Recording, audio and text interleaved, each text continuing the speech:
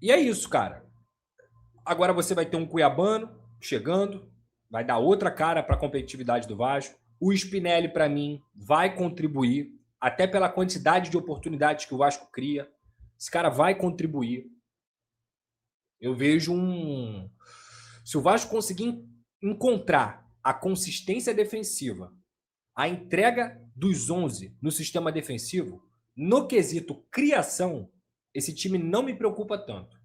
Eu acho que o Vasco está formando um elenco melhor do que tinha em 2011. O time em 2025. O time titular de 2025, ele é muito bom, que ele é bem encaixado, ele tem um extra classe, que é o Ryan. Ele é bom, mas não tinha banco. Banco zero. O time de hoje vai ter um cuiabano, que deve ser titular em algum momento, um Pumita, porque o Paulo Henrique, teoricamente, vai voltar a ser titular, o Rojas, o Nuno ou o Marino, o Spinelli ou o Brenner. Você começa a ganhar opções que vão criando um elenco de fato, de você ter 15, 16 jogadores que tenham status ou nível de titular, para manter a consistência e ter a capacidade também de mudar os jogos no segundo tempo. Uma das coisas que eu mais sentia falta no ano passado era, enquanto o adversário geralmente entrava 3, 4 jogadores que você falava, cascudo, pô. Cascudo, pode mudar o jogo. O Vasco não tinha esse cara. Era overhead só. Era só overhead que tinha capacidade de mudar os jogos. Entendeu? Então, eu acho, de verdade, que o grande desafio do trabalho do Diniz é ele melhorar a consistência defensiva. O trabalho dele é muito frágil nesse sentido. É um trabalho muito abaixo do que se espera para um time que vai competir na Série A. Tá? A forma como o Vasco se defende é ruim. É ruim. Isso não pode ser maquiado. Mas também há coisas positivas, principalmente com os reforços e com o tempo que isso leva, de que o Vasco pode, sim, fazer um ano de 2026 positivo. Fazer os 45 pontos e pensar em coisas maiores. Tá? Essa é a minha opinião. Tem o Rojas, que pode entrar na vaga do Coutinho. Tem o Saldívia, que parece que pode se tornar um jogador capaz de substituir o Cuesta ou o Robert Renan. Ainda necessita de reforços. Acho que tem que trazer mais um zagueiro e acho que tem que trazer mais um volante. E aí, falando sobre isso, até o jornalista, se eu não me engano, ele é argentino, vou até ver aqui. Deixa eu ver aqui. Pipe Sierra. É isso mesmo. Ele é da Colômbia. Ele é colombiano mesmo. Ele deu essa notícia, ele é um cara de mercado, já dá várias notícias do futebol sul-americano, de que o Vasco tem interesse no Loboa. E tem mesmo. Tem mesmo. É fato, tem interesse. Jogador de 19 anos, volante. Cara, se falou do Alan, né? Que tá indo pro Corinthians, e eu dei minha opinião aqui na live. Se falou de outros nomes. Eu acho que a maior dificuldade que o Vasco vai enfrentar é porque esse jogador agora vai ser cada vez mais valorizado. Ele é um volante que já frequentou a seleção de base da seleção colombiana. Ele está no Independente Medellín, se eu não me engano, que é a equipe dele. Não é uma equipe que costuma fazer grandes vendas, mas ele tem 19 anos e ele é um perfil que tem muito a evoluir. Muito a evoluir.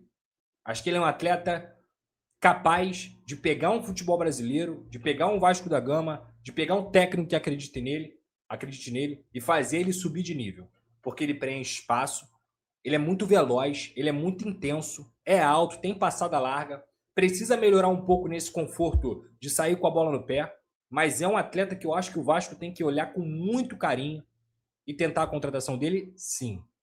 Esse interesse é real.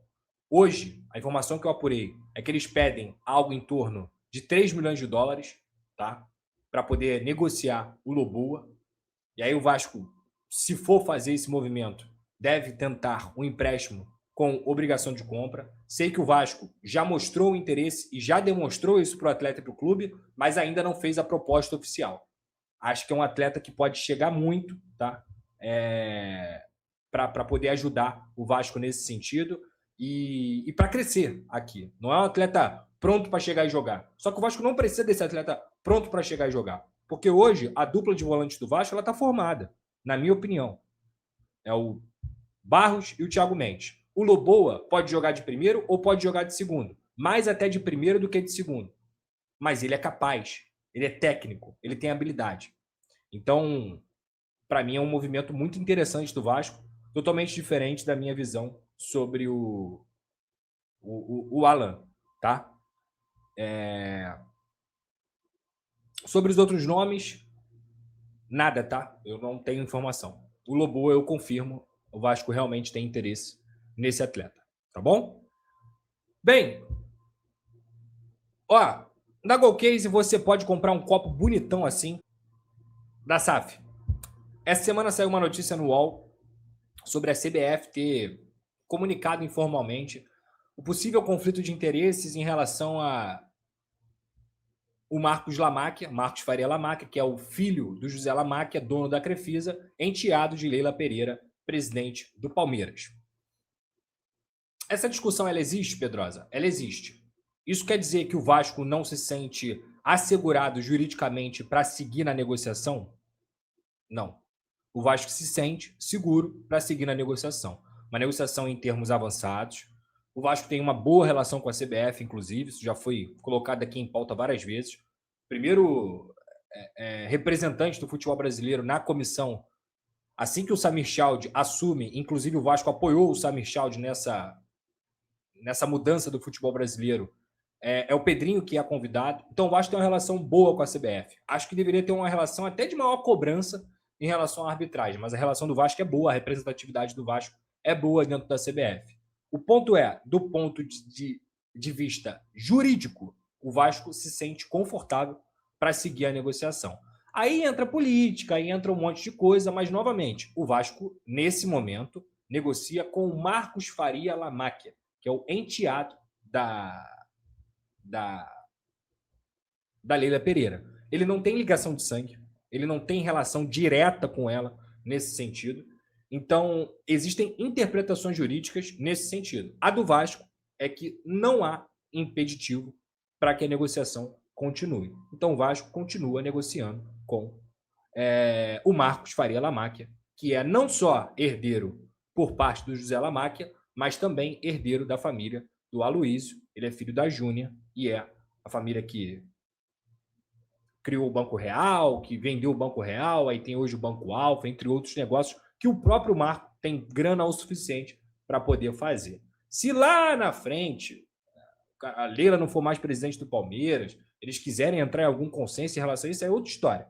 O que eu sei é que o Vasco hoje negocia com o Marcos Faria Lamáquia, inclusive com discussões bem próximas aí de tentar assinar um documento e concretizar essa venda esse ano. Eu já falei para vocês, é muito difícil, mas muito difícil que o Vasco não venda, não concretize essa venda nesse momento, na temporada, tá? Em 2026.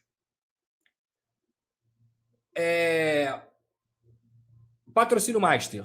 Sei que o Vasco continua conversando com vários players do mercado, inclusive Bet, entre outras empresas nesse sentido. Ocorreram várias conversas, tanto com as bets, até o Vasco enviou representantes para a feira lá fora, e é um momento de instabilidade, porque muitas bets têm colocado dinheiro em patrocínios de Copa do Mundo. Quem é do marketing, quem é do mercado publicitário sabe disso. As cotas de Copa do Mundo, elas são muito caras e as bets têm investido nesse sentido. Então, é difícil você se comprometer com o clube ali. A maioria dos clubes na Série A já tem, inclusive, patrocínios de bet, então isso vai reduzindo cada vez mais. Mas o Vasco tem tentado também estudar propostas que não sejam lesivas para o clube. De encontrar empresas que não sejam frágeis ou tenham algum tipo de mancha dentro do mercado. Alguma informação sobre Diniz e Ralan Laboa? Já falei do Laboa. É um jogador que o Vasco realmente tem interesse. Não fez proposta oficial concreta ainda, mas tem conversado sim com seu staff, demonstrou interesse. E para mim seria uma ótima contratação. Mas eles pedem algo em torno de 3 milhões de dólares. O Vasco provavelmente vai fazer proposta com empréstimo, aqueles mecanismos que eu falei, empréstimo com obrigação, empréstimo com opção, ou uma compra parcelada em uma caralhada de meses. Mas para mim é bom jogador, é bom jogador. O Nuno, para mim, ele é titular do Vasco. Não necessariamente ele vai começar os jogos, mas ele é titular do Vasco. O Nuno é titular.